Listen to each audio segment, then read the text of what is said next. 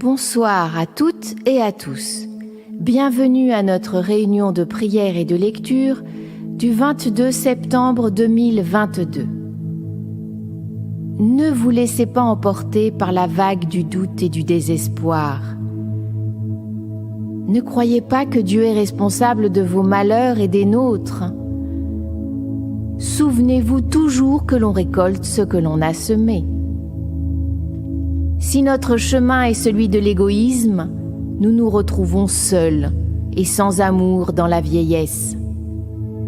Hélas, une grande majorité des vieillards sont isolés, désespérés et se plaignent haut et fort de leur progéniture qui les abandonne. Pour certains, cela n'est pas juste, car ils ont fait pour leurs enfants tout ce qu'ils étaient capables de leur offrir.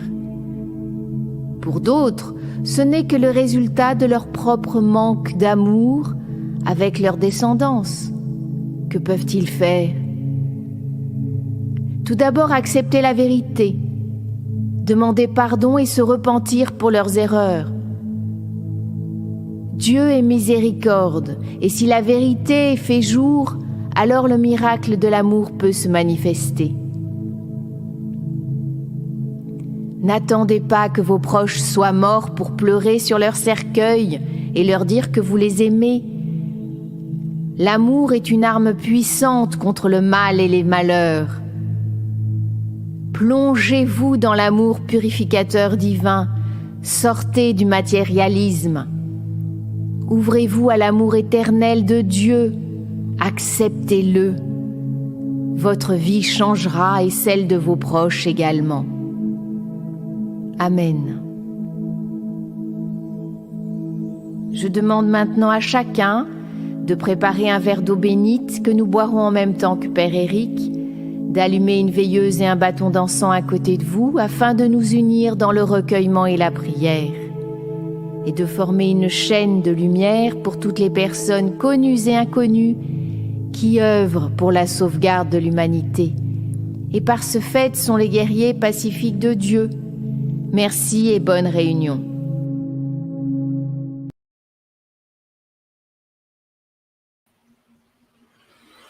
Que la flamme de cette bougie illumine le cœur de tous les hommes.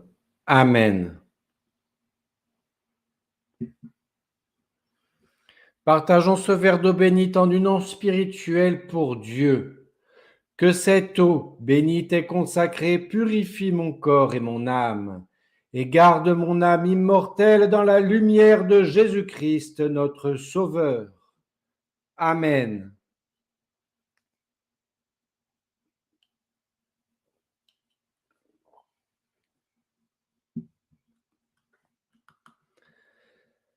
Face à la baisse du niveau de conscience d'une grande partie de l'humanité, nous sommes consternés.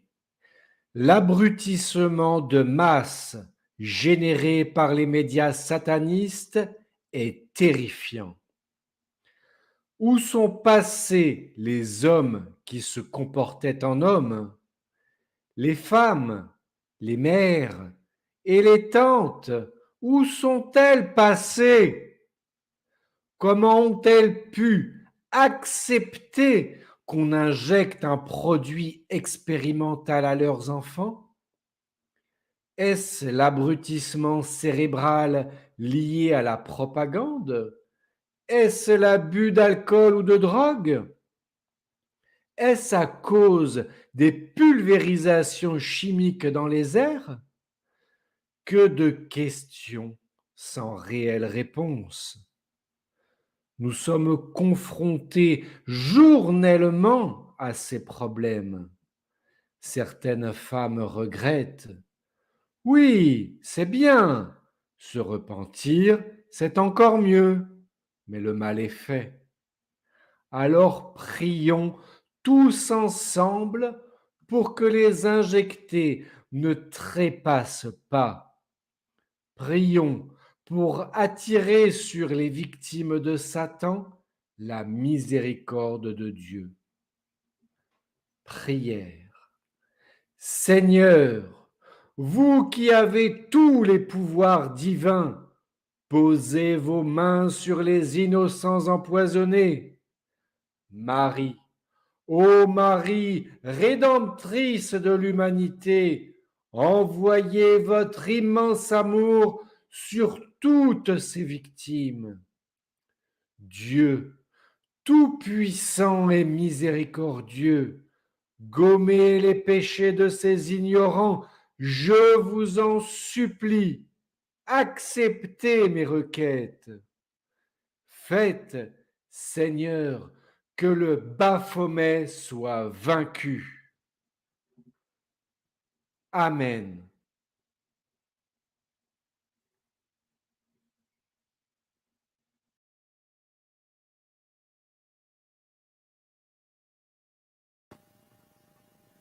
Nous compterons les égrégores maçonniques, jésuites et pseudo-templiers. Nous n'oublions pas que les autres sectes, de par le monde, entretiennent les trames nocives des non-humains. Leur grande prêtresse noire du Nord, prétendue être une descendante des pharaons dégradés, consanguins, est partie rejoindre son maître, Baphomet, Baal, Mammon, etc. Les noms, pour nommer le mal, sont nombreux, y compris le nom que l'on ne doit pas nommer, Lucifer. Nous qui sommes chargés de lutter contre tous ces prédateurs non humains, n'avons pas peur de les nommer, mais comme vous le savez sûrement, ils sont légion. Donc, qu'importe le nom qu'on leur donne, pour nous, prêtres exorcistes, c'est le mal. Les véritables guérisseurs le savent et ne soignent pas la maladie, mais chassent le mal qui a investi le corps des victimes. Ensuite, c'est Dieu qui les guérit. Tous ceux qui prétendent guérir par leur seule volonté, par le contrôle de leur cerveau, le mind control, ne sont que des sorciers modernes. Ne vous laissez pas tenter par les esprits pitons qui donnent des pouvoirs aux humains. Chassez-les. Ces désirs impurs de vouloir guérir les gens, c'est le diable ou les démons qui veulent vous éloigner de Dieu. Amen. Prière. Patris et Filus Sancti. Amen. Seigneur Christ, Sauveur du monde, éloigne de moi les mauvais esprits, éloigne de moi les désirs malsains, éloigne de moi les esprits pitons, purifie mon corps et mon cœur, fais que je sois digne de te recevoir, donne-moi ta compassion, apprends-moi à m'aimer et à m'accepter comme je suis. In nomine Patris et Filii et Spiritus Sancti. Amen.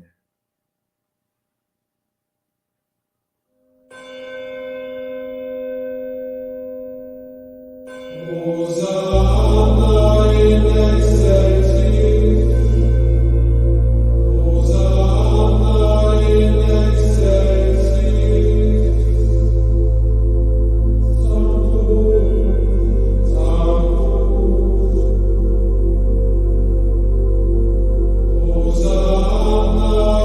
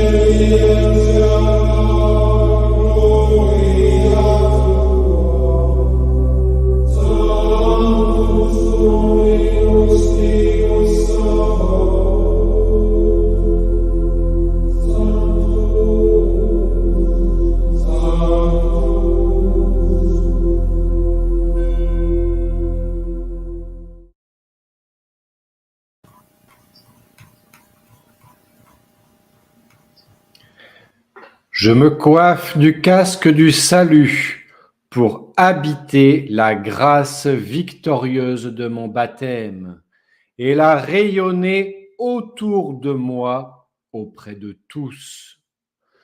Je revais la cuirasse de la justice, de la sainteté, pour me garder de toute pensée erronée ou mauvaise, de toute peur et anxiété, de toute maladie ou mal physique. Je mets la ceinture de la vérité afin d'être vrai à tous les niveaux de mon être. J'enfile les sandales de l'évangile de la paix afin de pouvoir être le messager de la bonne nouvelle. Je saisis d'une main le bouclier de la foi pour éteindre les traits enflammés de l'ennemi, et de l'autre main l'épée de l'Esprit Saint, la parole de Dieu, pour avancer fermement à sa lumière. Amen.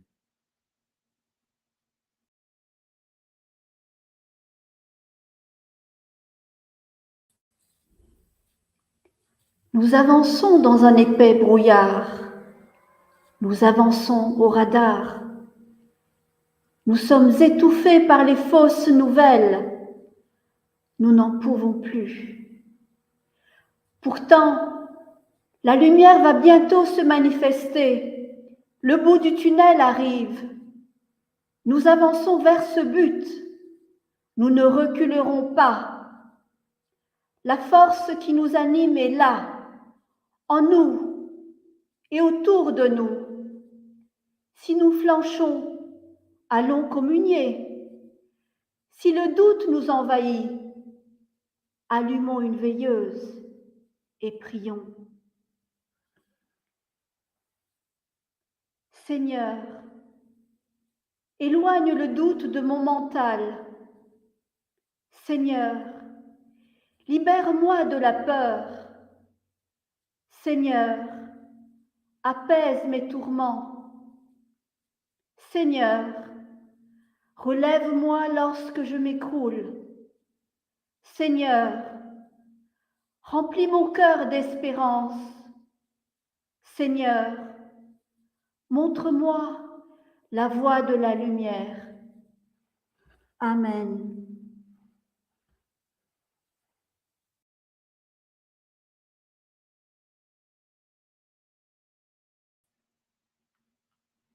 Appel.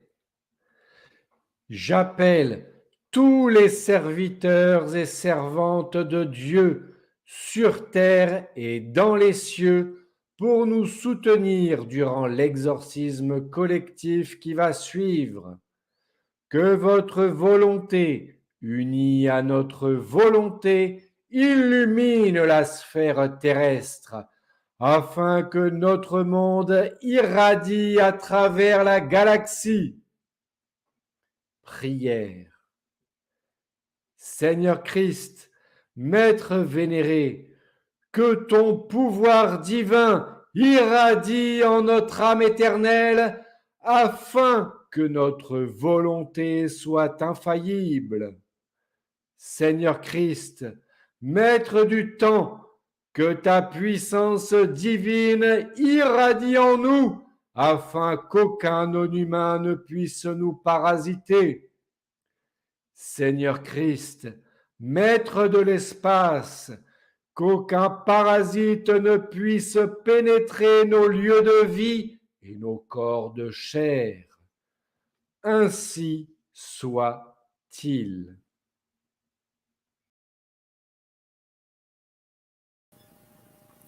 Exorcisme, avec l'aide de Père Eric et de nos frères et sœurs qui nous accompagnent ce soir. Nous allons pratiquer l'exorcisme collectif du jeudi. Gardez toujours un verre d'eau bénite près de vous. Et si vous percevez une quelconque présence à vos côtés, buvez-en lentement en pensant « Christ, Christ, Christ » il faut prononcer 3 fois Christ pour la puissance de l'appel, ou le penser 3 fois.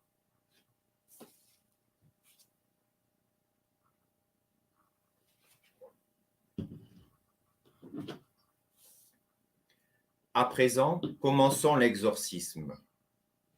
Au nom de Jésus le Christ, je casse tous les liens néfastes qui entourent la planète Terre. Je casse tous les égrégores sataniques. Je dissous les fluides délétères des esprits impurs. Je dissous les pestilences des serviteurs de Satan. Au nom de Jésus le Christ, je chasse les incubes qui se nourrissent de l'énergie vitale de leurs victimes. Je chasse les pensées impures envoyées sur les enfants par les biais des dessins animés. Je détruis les immondes pensées des pédosatanistes. Au nom de Jésus le Christ, réveillez-vous, humains endormis, redevenez des guerriers, sortez de votre torpeur, reprenez le combat contre Satan. Tous ensemble, récitons. Crus sacra sit mi lux, no draco sit mi dux, vade retro satana, nunquam suade me vana, sun malaquae libas, ipse venena bibas.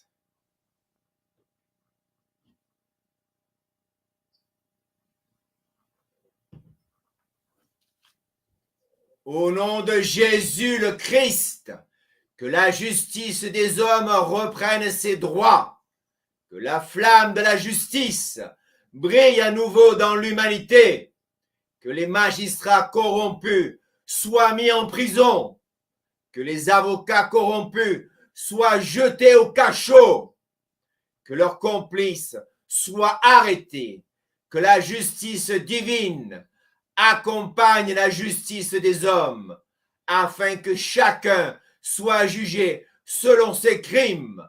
Au nom de Jésus le Christ, que tous les faux dirigeants soient jugés et condamnés, que tous les médias corrompus soient stoppés, que les serviteurs de Baal et du Baphomet soient punis pour leur collaboration satanique.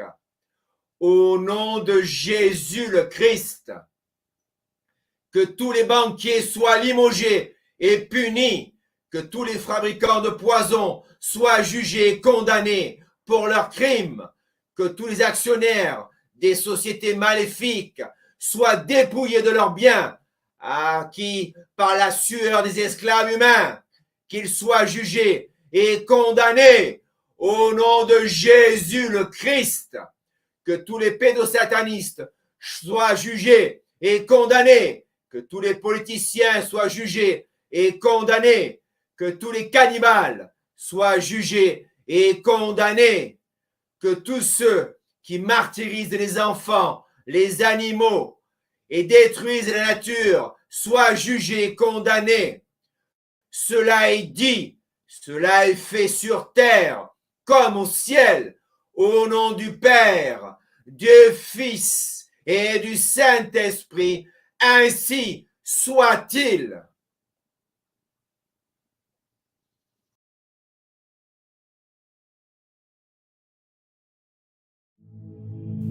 Au fil des jours, nous observons certains journalistes et politiciens cherchant à justifier leur position par rapport à la pseudo-pandémie.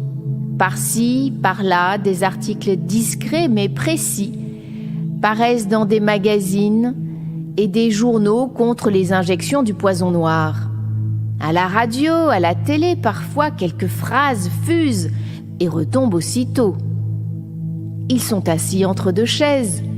Ils ne savent plus comment sortir de cette impasse.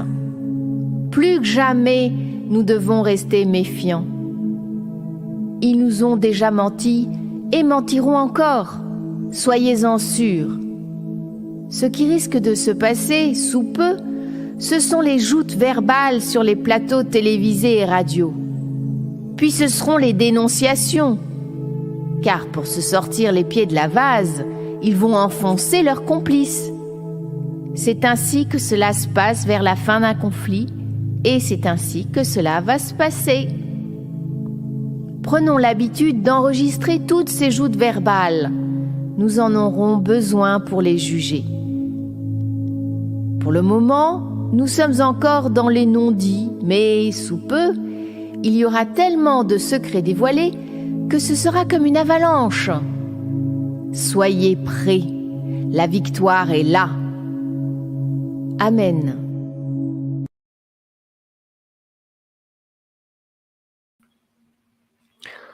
Au nom de Jésus-Christ, je revais l'armure de Dieu, avec à la taille la vérité pour ceinture, la justice pour cuirasse, les chaussures du zèle pour annoncer l'Évangile.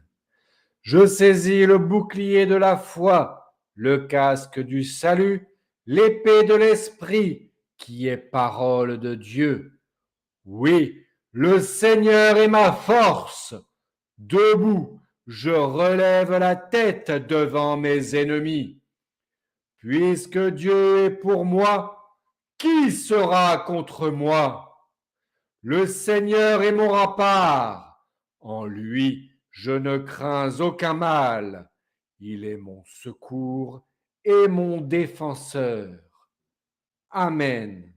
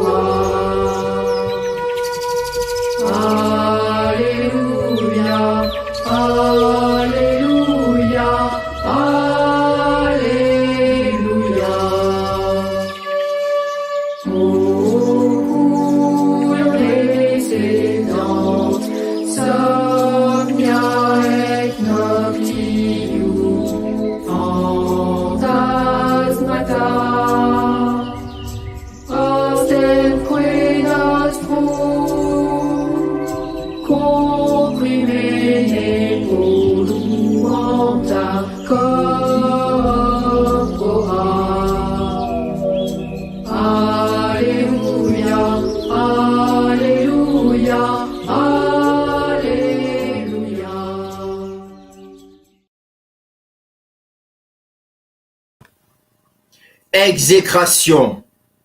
Au nom du Père, du Fils et du Saint-Esprit.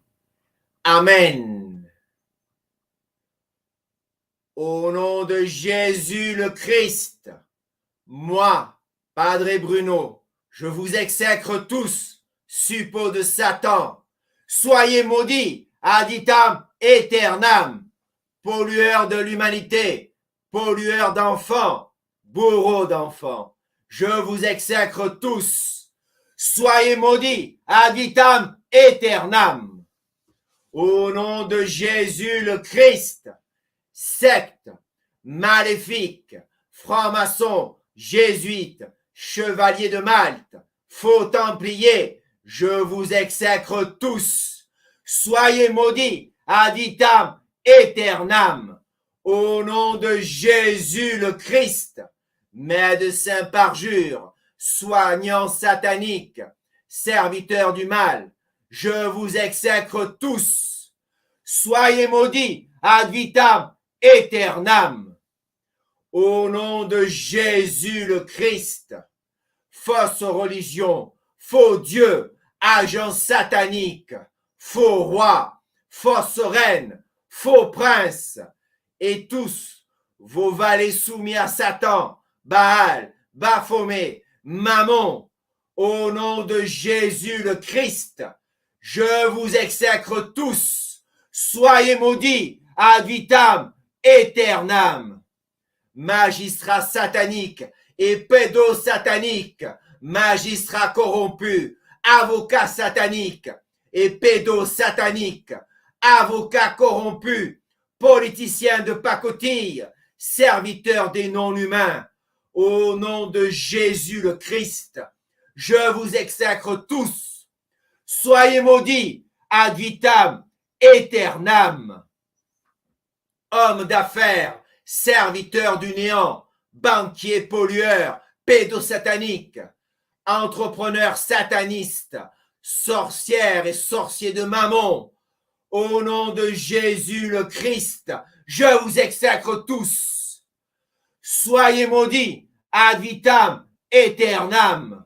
Que vos pouvoirs glissent de vos mains et vous rendent tous impuissants. Ainsi soit-il.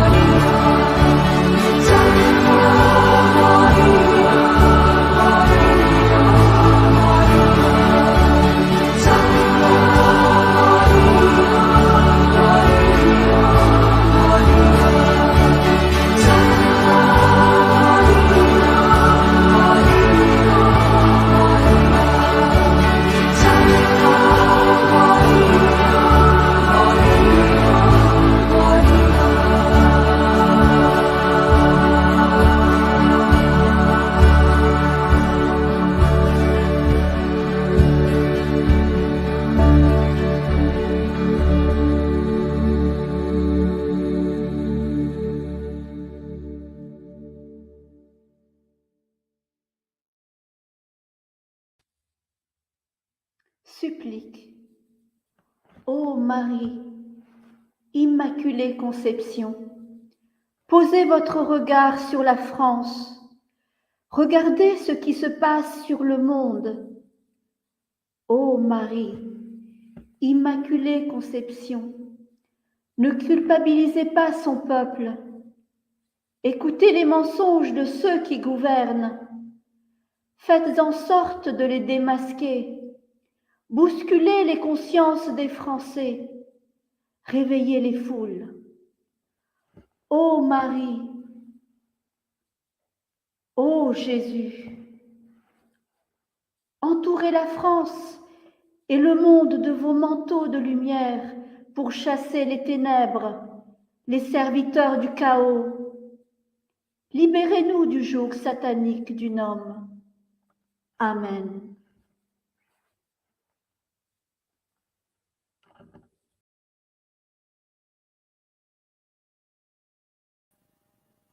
Prière. Christus Filius Sancti. Amen.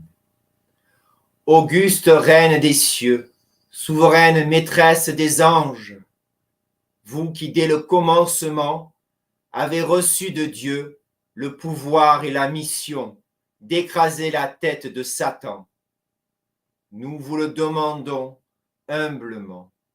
Envoyez vos légions célestes afin que, sous vos ordres et par votre puissance, elles poursuivent les démons, les combattent partout, répriment leur audace et les refoulent dans l'abîme. Qui est comme Dieu? Ô bonne et tendre Mère, vous serez toujours notre amour et notre espérance. Ô divine Mère, envoyez les saints anges pour nous défendre et repousser loin de nous le cruel ennemi. Saint ange et archange, défendez-nous, gardez-nous. In nomine Patris et Filii et Spiritus Sancti. Amen.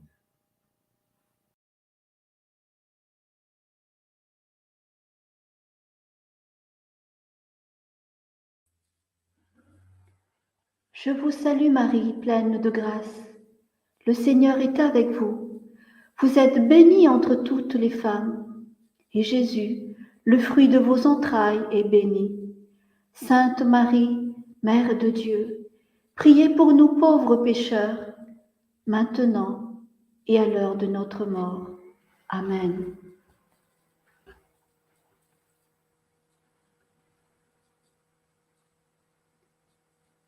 Notre Père qui es aux cieux, que ton nom soit sanctifié, que ton règne vienne, que ta volonté soit faite sur la terre comme au ciel. Donne-nous aujourd'hui notre pain de ce jour. Pardonne-nous nos offenses, comme nous pardonnons aussi à ceux qui nous ont offensés. Et ne nous abandonne pas à la tentation, mais délivre-nous du mal. Amen.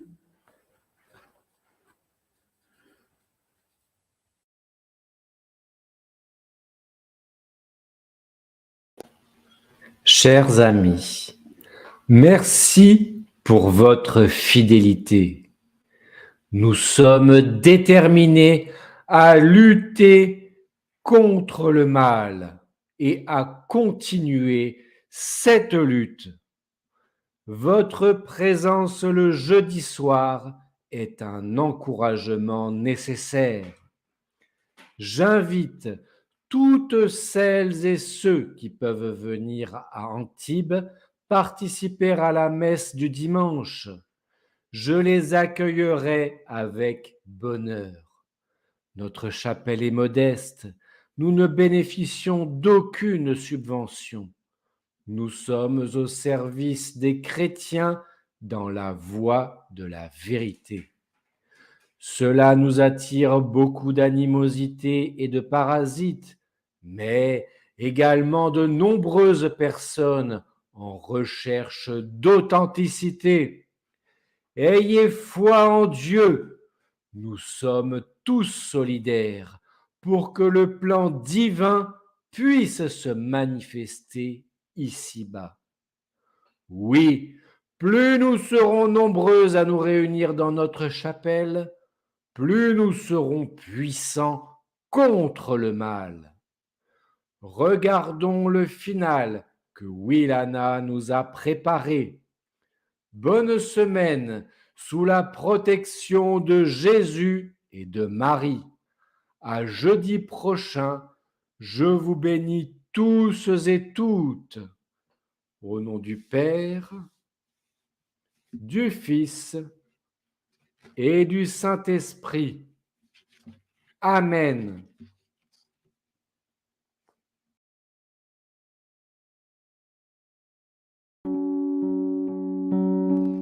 Bienvenue pour la seconde partie des apparitions de la Vierge Marie à l'île Bouchard.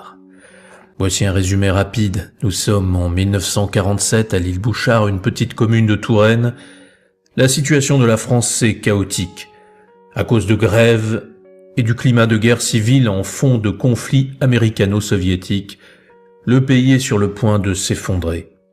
C'est dans ce contexte que 4 petites filles vont vivre une apparition de la Vierge Marie, accompagnée de l'ange Gabriel dans l'église du village. Personne ne les prend au sérieux, mais la nouvelle pourtant se répand. Il se murmure que la Vierge a demandé à ce que l'on prie pour la France. Voici la suite de l'histoire. Les 4 petites voyantes, Nicole Robin, Laura Croison, Jacqueline et Jeannette Aubry, arrivent à l'église comme la Vierge leur avait demandé. C'est différent de la veille, il y a désormais des centaines de personnes qui sont présentes.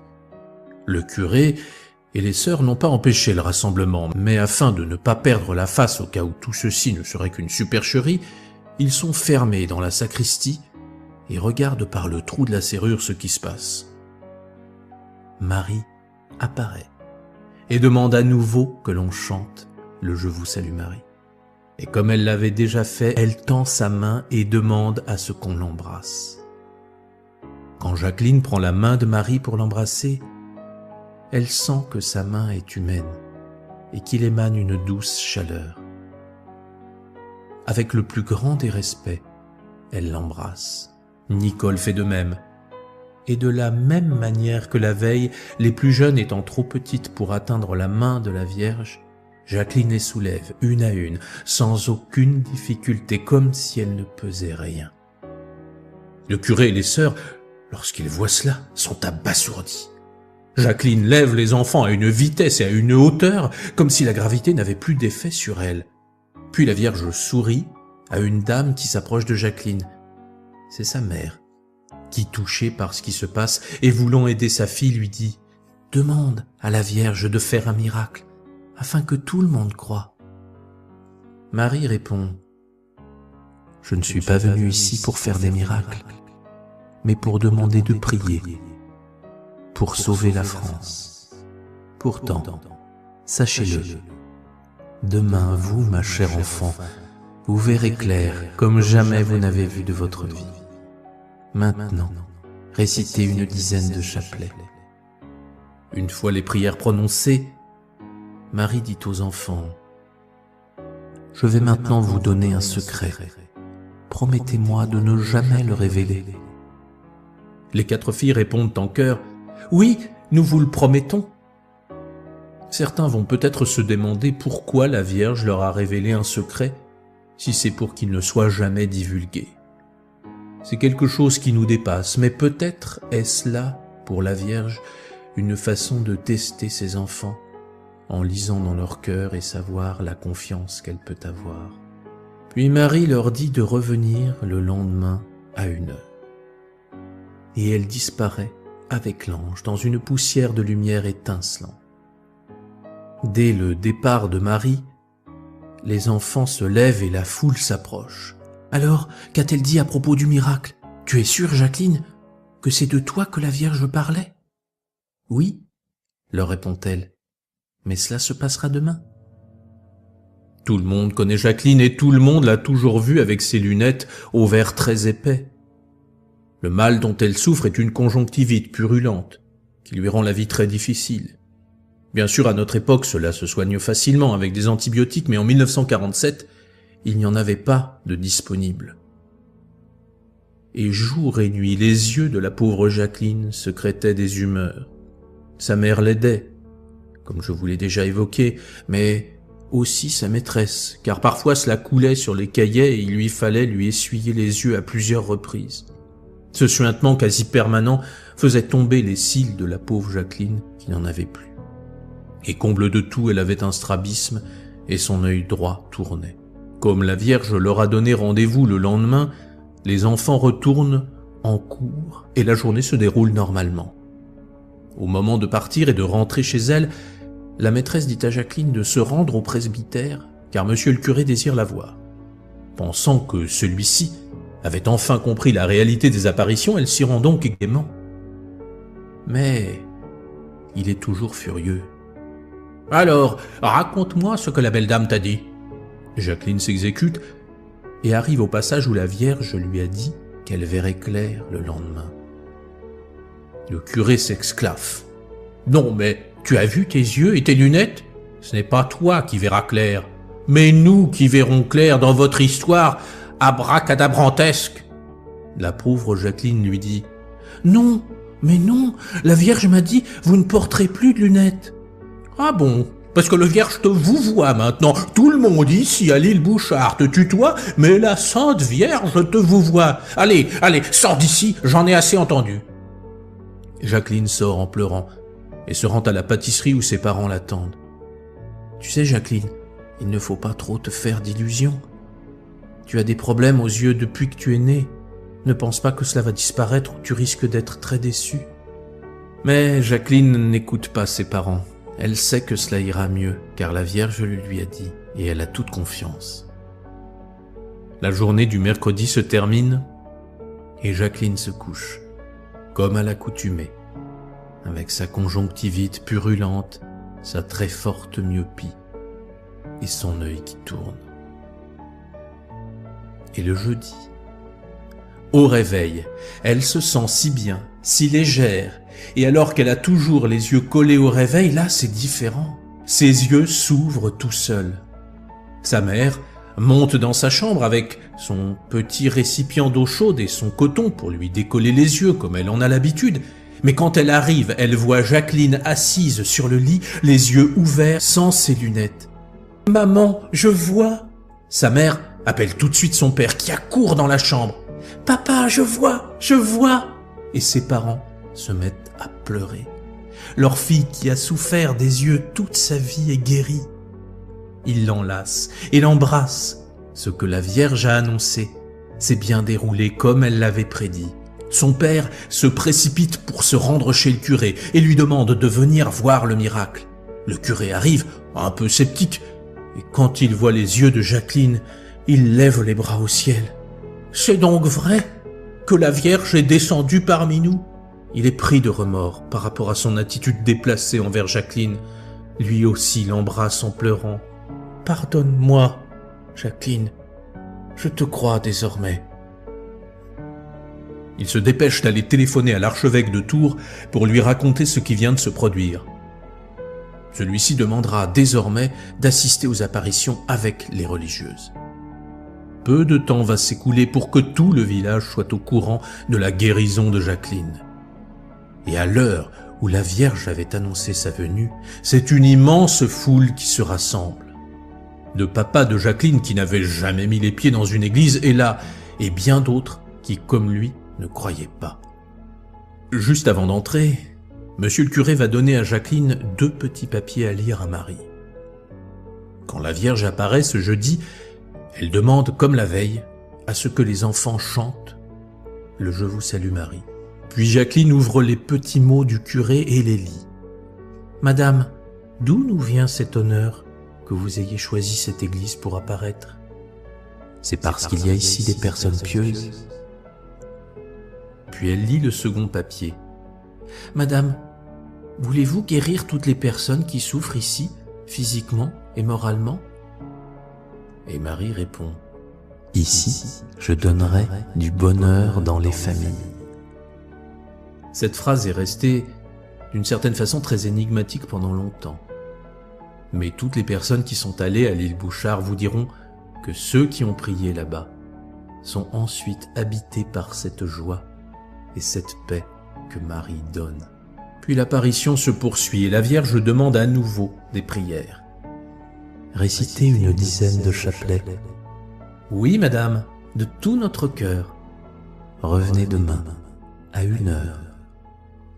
Et elle disparaît dans sa belle poussière de lumière.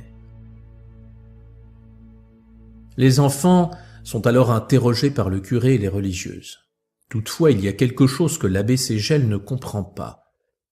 Les enfants disent que sur la robe de la Vierge se trouvent les lettres M.A. et C.A. Le curé leur dit « Vous avez dû vous tromper. C'est autre chose qu'il y a écrit. Maca, ça ne veut rien dire. » Mais les enfants lui diront que c'est bien ce qu'ils voient. Je fais un rapide retour sur le contexte en France au moment des apparitions. Comme je vous l'avais évoqué en début de vidéo, les circonstances sont véritablement catastrophiques et le basculement du pays dans le communisme et la guerre civile était imminent. Et rien ne semblait pouvoir stopper cela. Mais la situation en France va inexplicablement se calmer. Personne ne comprendra pourquoi le pays n'a pas basculé dans le chaos. C'est l'intervention de la Vierge Marie avec la prière des enfants innocents et des personnes pieuses qui changeront la donne. Il faut avoir vécu cette époque pour comprendre à quel point ce changement de situation a étonné tout le monde. Fait important qui montre la différence de respect par rapport à notre époque actuelle, un délégué du ministère de l'Intérieur qui avait appris les apparitions de Marie est venu à l'île Bouchard quand les événements se sont mystérieusement calmés. Il est venu remercier la Vierge de ce miracle. Ce représentant de l'État est venu témoigner à tous les enfants qui ont prié son profond respect et ses remerciements. Imaginez cela à notre époque.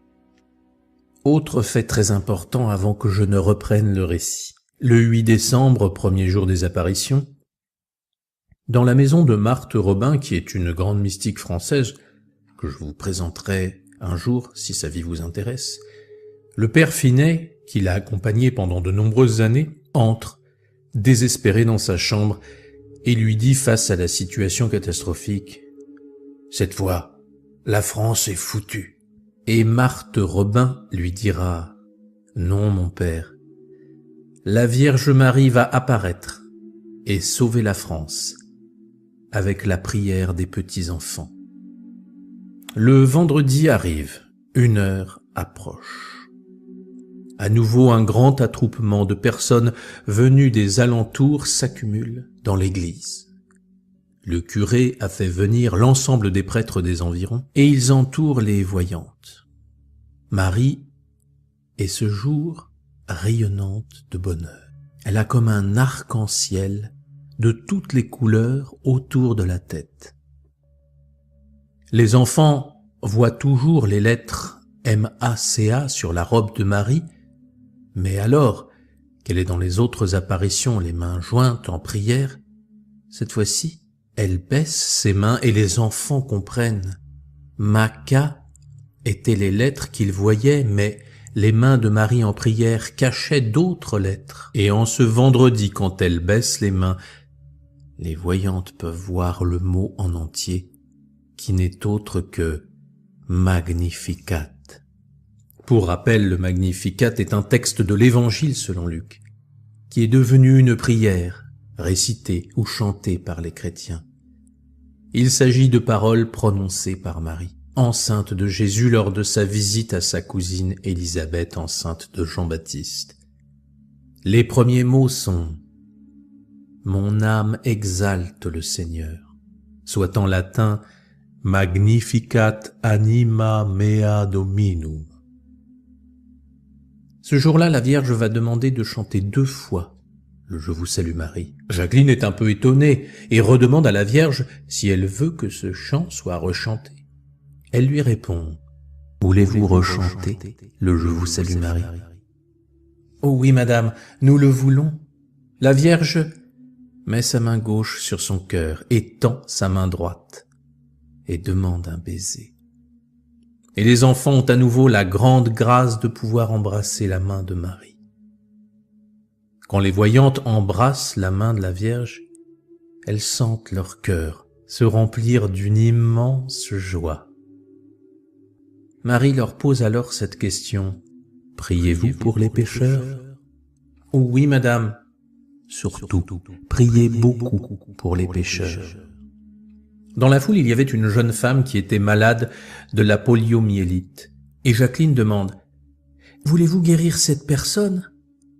La Vierge répond « Si je ne la guéris pas ici, je la guérirai ailleurs. »« Oh, madame, voulez-vous faire un miracle ? Je ne suis pas venue ici pour faire des miracles, mais pour vous demander de beaucoup prier pour la France. Revenez demain, à 1 heure. Certains prêtres sont encore méfiants à propos de ces apparitions et décident, afin d'être certains que les enfants ne simulent pas, de les séparer le lendemain et d'observer leur réaction. Et ainsi, le samedi 13 décembre, les enfants sont dispersés à plusieurs endroits de manière à ce qu'ils ne puissent pas se voir les uns les autres. Il y a toujours une grande foule dans l'église et tout le monde attend. Et au moment de l'apparition, les 4 enfants disent en même temps « Oh, la voilà !» Lors de cette apparition, il ne se passera rien de particulier. Marie demandera seulement des prières. Entre chaque apparition, les enfants sont toujours interrogés afin de leur faire répéter tous les détails. Leurs déclarations sont croisées pour essayer de voir s'il y a des contradictions. Mais tout est toujours cohérent. Lors de la dernière interrogation, le prêtre a beaucoup insisté auprès de Jacqueline pour qu'elle demande à Marie de faire des miracles. Alors comme Jacqueline est très obéissante en ce samedi, elle redemande à la Vierge « Madame, voulez-vous faire un miracle ?» Et en souriant, la Vierge lui répond « Plus tard, revenez demain à 1h, ce sera la dernière fois que je reviendrai. » Le dimanche arrive, c'est la 10e et dernière apparition de Marie. Il y a encore plus de monde que d'habitude, des milliers de personnes, beaucoup de prêtres. Les enfants ont chacun un petit bouquet de fleurs. En effet, lors du dernier interrogatoire, Jacqueline a été missionnée par les prêtres pour offrir des fleurs à la Vierge. Ces bouquets viennent de toutes les paroisses des alentours, et on demande à Jacqueline de bien spécifier à la Vierge de prendre les fleurs. Tout est prêt pour cette ultime apparition, une émotion palpable et présente dans toute la foule. Et la Vierge apparaît. Elle est plus belle que jamais. Elle n'a plus l'auréole de toutes les couleurs autour de la tête, mais les enfants peuvent voir à nouveau le nom du Magnificat sur sa robe. Chantez, je vous salue Marie. Une fois cela fait, Jacqueline s'empresse de lire le texte que les prêtres lui ont donné. « Madame, voulez-vous bénir l'archevêque de Tours, monseigneur l'évêque de Blois, et donner plus de prêtres à la Touraine ?» La Sainte Vierge attend un peu et fait un signe de tête pour acquiescer. Les enfants se lèvent et tendent leur bouquet de fleurs à Marie. Les petites se mettent sur la pointe des pieds. « Madame, voici des fleurs. » Mais la Vierge ne les prend pas. Les autres filles tendent également leur bouquet, mais la Vierge ne les prend pas. Alors Jacqueline lui dit « Mais prenez-les, madame, c'est pour vous. »« Non, je ne les prendrai pas. Je les embrasserai, je les bénirai, et vous les emporterez. » Et ainsi, les enfants présentent leur bouquet, et Marie les bénit. Puis, elle leur fait réciter le chapelet en entier. Jacqueline demande ensuite « Madame, que faut-il faire pour consoler le Seigneur des peines que lui créent les pécheurs ?»« Il faut prier et faire des sacrifices. Dites à la foule de chanter le Magnificat. » Et Jacqueline se retourne et annonce le souhait de la Vierge. Les prêtres présents commencent immédiatement à chanter et toute la foule les accompagne. La Vierge regarde le ciel et semble joyeuse. Magnificat, animae.